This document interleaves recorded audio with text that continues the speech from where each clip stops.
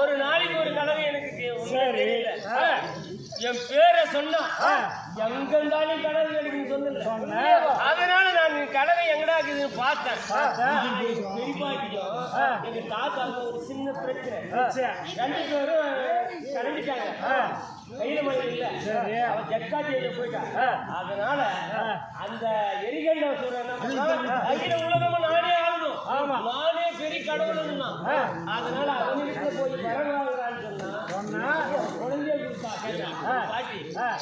அவன் மகனே கேட்டா பலி கேட்டா அவன் பலி வெட்டி விட்டான். அகில உலகத்தை ஆளணும்ன்றான். அதனால எங்கடா கடன் கிடைக்குன்னா எரிகண்டாசூரன் இடத்துல தான் கடன் கிடைச்சு வச்சுட்டு பாடுறேன். ஆமா, ஆனா நாரதகளை நன்மையிலே முடியும்.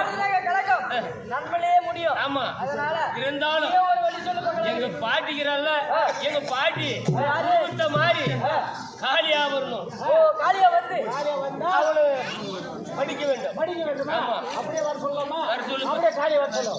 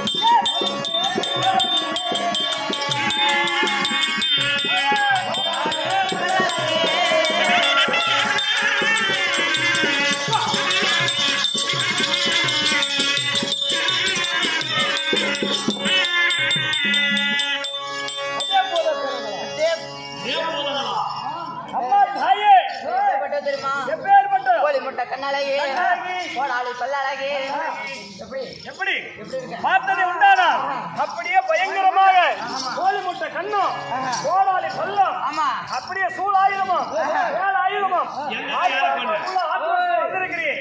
அம்மா, இவ்வளவு கோபம் வந்த காரணம் என்ன தாயே? என்ன காரணம்?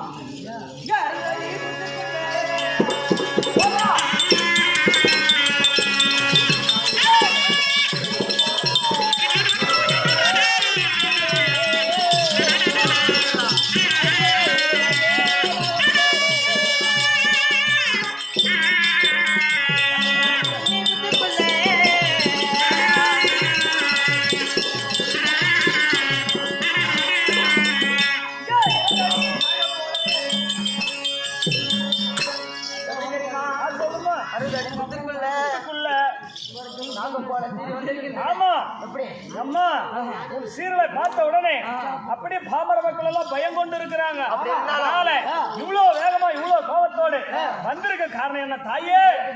சொல்லி அம்மா. அண்ணா அழைத்திருக்கிறார். சாமி கடவுளே,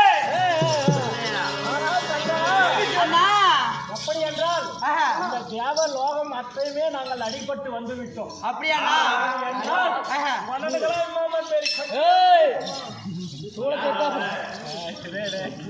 அப்படி இருக்கும் பொழுது நீதான் இதற்கு உபயோகம் செய்ய வேண்டும். அந்த சூரனாகப்பட்டவன் அந்த ஜக்கம்மா தேவியிடத்தில் அறத்தை வாங்கிவிட்டான். அப்படி நரபலி கொடுக்க வேண்டும் என்று வாங்கிவிட்டதனால் நாங்கள் இந்த தேவாதிகள் எல்லாம் அடைபட்டு வந்தோம். அவனை அழைக்க வேண்டும் என்றால் ஒரு பெண்ணிடத்தில் வாங்கிய வரத்தை ஒரு பெண்ணால் தான் அழைக்க வேண்டும். அப்படியா? என்னுடைய பார்வதியாக இருந்து எடுத்து வந்து அந்த சூரனை அழித்து விடுமாமா. அப்படியே ஆகட்டானா? அப்படியே சென்று வருமாமா. வெற்றியோடு